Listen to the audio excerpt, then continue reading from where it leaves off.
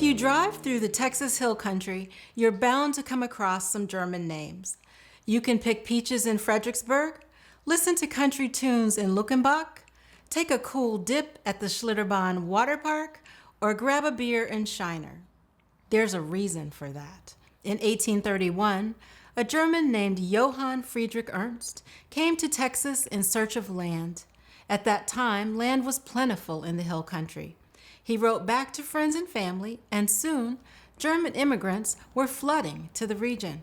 By 1845, a group of noblemen formed a society with the goal of creating German settlements in Texas. This organized effort gave working-class Germans economic opportunity they couldn't find back home, and soon settlements grew throughout the region. While German migration continued throughout the 19th century, interest in German culture slowed.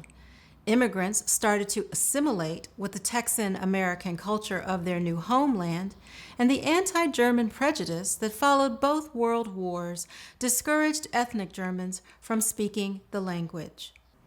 But today, many descendants of these early immigrants celebrate their German heritage. Every year, the town of New Braunfels hosts a 10-day German food festival called Wurstfest.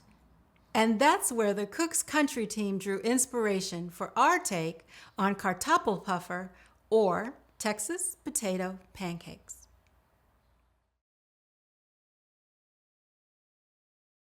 Thanks for watching Cook's Country from America's Test Kitchen. So what'd you think? Leave a comment and let us know which recipes you're excited to make, or just say hi. Now you can find links to today's recipes and reviews in the video description. And don't forget to subscribe to our channel. See you later. Alligator.